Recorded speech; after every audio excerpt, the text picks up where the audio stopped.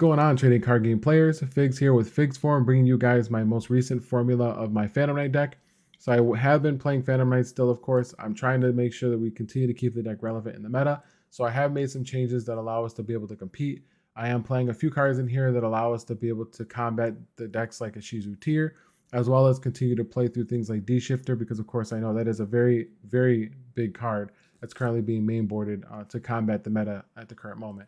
And then also there are cards like Dimensional Fissure, as well as Cosmos that have entered the format that are very, very difficult to play around. So we want to make sure that we're, playing as many cards as possible to compete, as well as being able to combat the current format. So I want to share with you guys the list that I'm playing currently. I did play at the Millennium Games like yearly tournament, if that's what you want to call it. It's a special tournament where players that competed over a certain course of months that top are able to compete in the single elimination tournament for prizing. I actually lost in the first round. I did not play Phantom Knights. I ended up playing Tier because everyone in my pod was playing Tier minus one person who was actually playing Sky Striker with main boarded D-Shifter. So I definitely did not want to get run over playing Phantom Knights because, that's obviously very difficult to compete with. I unfortunately still ended up losing my first match anyways. As I said, it was single elimination, so I wasn't able to proceed, but it was definitely fun being able to have that kind of competitive environment at our locals.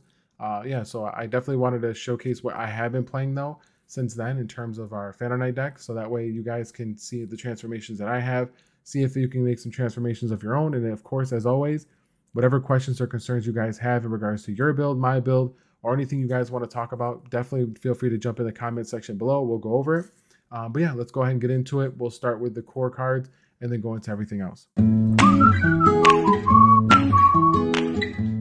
All right, so let's go ahead and get into it. Let's go ahead and get into our Phantom Knight build. We've got our 3 Torn Scale, our 3 Silent Boots, our 2 Cloak, our 1 Stained Greaves, as well as our 1 Gloves.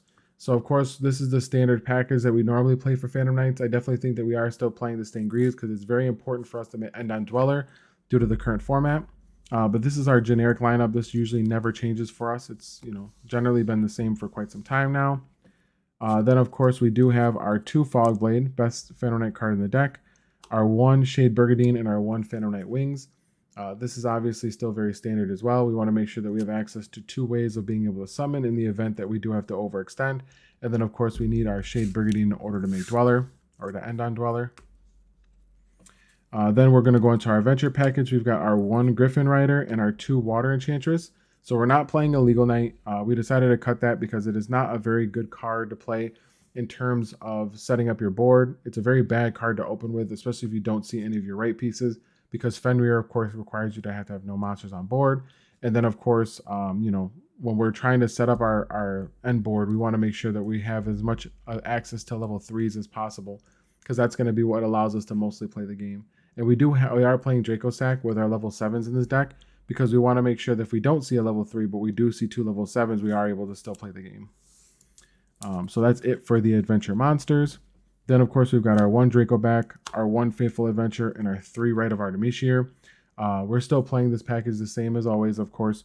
We are still only playing the 1 Faithful Adventure, despite Shizu running around, because we don't want to play more than one. It's not the best card to open, unfortunately. It doesn't do much for us when we're opening it in our opening hands. We want to see it off the right. That's where we get the most value for it. So we're only playing 1. So that's it for the adventure and Phantom Knight stuff. We'll go into everything else, all the other bits and pieces of the deck. So we want to go ahead and start with some hand traps that we're playing here. We have the 3 Imperm and the 3 Bell. I definitely think this is necessary. We're not playing Droplet at the moment because unfortunately a lot of people are main boarding things like Dimensional Shifter, Dimensional Fissure, D-Shifter, Macros Cosmos. So it is difficult for us to play the game when we're running across cards like that, and Droplet cannot be used when those cards are on the board. So we want to make sure that we optimize as much of what we're doing as possible by allowing us to be able to have access to something that can stop Floodgates on our turn. So we want to have access to something that stops Dweller. We want to have something that can stop Kit Kalos from playing the game as well. We have Bell in here that stops all the Yugioh monsters. It does stop DD Crow. It stops the Shizu cards from shuffling back into the deck. It does stop tier names from activating. So this does a lot in the current format, and we want to make sure that we're utilizing this as much as possible. So we are playing those 6 cards as hand traps, and we're also playing the Yugiohs if you want to consider those hand traps as well. We've got the 1 Call By, 1 Rhoda, the 1 Foolish, and the 2 Emergency Teleport. So we're not playing the Psychic package for the punks anymore. We're just playing the 2 level 3 Psychics. We took that out because even though it was nice having a 1-card starter, we didn't want to keep drawing into cards like Foxy Tune or cards like Deer Note because they didn't do enough for us.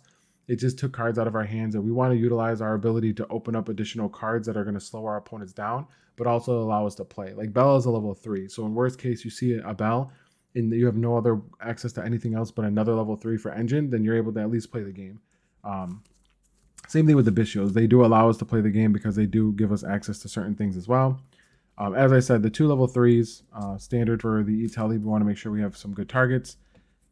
We are still playing the 1 Cloak. There are situations where the Cloak is very important over the BAs because it does allow us to advance our game state. If we do have to make Draco Sack, we are left with the token. We're able to tribute the token for the Cloak, and that allows us to full combo into Dweller or anything else that we need to end on.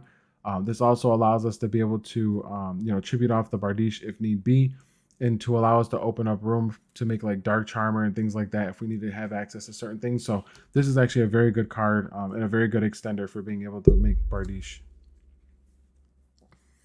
Then we've got the 3 Fenrir. Of course, as I said, we're playing the Fenrir because it is a very insane card. It's very good at what it does. It's a very great card to end on, as well as being able to set up our Draco Sack to go into Cherubini. So just the 3 Fenrir, no other Kashtira monsters. Then, of course, as I said, we're playing Yugioh, so we're doing the 3 Hut and the 3 Drissworm. I definitely think this is the right ratio. 5 is very good for this deck. I don't think we need 7. 7 is a bit excessive. 5 works perfectly because that puts us at a 45-card deck.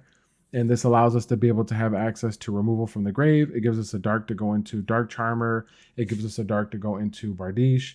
And then also we are playing Beatrice, so this allows us to be able to make Beatrice if we see just this on their turn 1. Because then we get access to Druid Swarm, then we're able to overlay into Beatrice, and that gets us access to Adventure Package or any other Phantom Knight names that we do need. So that's very, very good. And that's it for the main deck. As I said, it is 45 cards. So I think this is the most ideal or optimal way to play the deck in order to combat the current meta. I definitely think that you'll find some success in being able to have access to a lot of those hand traps and a lot of those different cards that allow us just to control the state of the game and being able to continue to pace ourselves in creating our end boards. So 1 Levier and 2 Breaksword. I definitely think this is still standard for our rank 3s. They do everything that they need to, of course, recycling cards, and then, of course, popping things and creating end boards that are very good. We've got our Time Thief and our Abyss Dweller. Of course, Breaksword goes into Time Thief very easily. And then, of course, we have our Abyss Dweller as our end board. And a lot of times, if you're playing into a board, we end up not making Abyss Dweller. You can always use the Trap and Shade in order to Trap and Stained in order to make Time Thief and bounce something. So if they do have something that is indestructible, you have a way of being able to out it as well. And then, of course, the rest of our rank package, we have Draco Sack, Zeus, and Beatrice. I do like these as well. Again, this allows us to have access to inconsistent hands where we're not seeing level 3s. If we see a Fenrir in a Adventure package, then we are able to go ahead and make Draco Sack. Beatrice allows us to send everything, and that's made with our Yugioh package. And then, of course, we do have access to Zeus because we play enough ranked monsters where Zeus is very important. Then we're going to go into our rank 2s. So we have IP Masquerena, Cherubini, and we have our Dark Charmer. Our honorary Phantom Knight, of course, most important card in the deck is Cherubini. But we also wanted access to other cards that allow us to be able to advance our game state or end on a nice end board. This gives us access to Unicorn, gives us access to Underworld Goddess during our opponent's turn, but also allows us to be able to, make guys that are protected by her effect, which has come up a couple times from Destruction. We also have Unicorn, Bardiche. These are our only rank 3s. Of course, our most important rank 3s. As I said, we go IP into Unicorn. And then we have our Underworld Goddess and our Access Code. So we are still playing the Access Code line. It's very important that we do have access to something that allows us to destroy our opponent on the clapback. So a lot of times if we have access to IP going into Unicorn, the Access Code is going to just end up killing them either way because Access Code plus Bardiche and any other name is pretty much game. So yeah, that's it for the extra deck. So I wanted to make sure I provided you guys with as much information as I could in regards to the main board and extra deck. As I said, the Yugiohs are there to be able to control your opponent and stop them from being able to access their tier names or any other deck pretty much because most of the decks in this game are dark. And then, of course, we have access to our bell, which stops the bestials. The bell can stop bestials. It can stop DD Crow. It can stop the tier element names. It stops a lot of things. So it is very important to play in here. Stops the shuffle back from the Ishizus. You have your imperms to stop things like Dweller. You can, gives you the ability to, obviously have a negate under banishment. And then, of course, our adventure line and Fenrir allow us to be able to play through banishment and actually end on something, which is very nice. But yeah, that's the deck or the current formula that I have been playing. The best transformations that I do have in the current format. And as you know, I am going to be making some changes. I do plan on actually coming out with another tier element build with Phantom Knights. I did find a pretty cool line that I've been actually brewing up with Tour Guide that allows us to end on Kit Kalos, which is pretty cool. So I'll definitely be showcasing that combo as well as the deck list once I have that put together. So yeah, I definitely want to make sure I'm providing you guys with as much content as possible. And again, I do apologize. I have been focusing on Dragon Ball Super as of lately, so I haven't been doing too much Yu-Gi-Oh, but I have still been playing, and this is what I have been playing locally, and I have been having some success in certain matchups. Because again, everyone's playing Bestials, everyone's playing, Banishment, so it's very difficult for us to be able to play the game with this type of deck. But if you do have access to cards like Bell, things like the Bestials yourself, you are able to at least, find a way of being able to compete. So yeah, if you guys have any questions or want to throw your builds or comments into the comment section below, definitely feel free to do so. As always, share with me your transformations because I would love to see, what kind of formulas we can come up with. Appreciate you guys checking out the content. Continue to like and subscribe.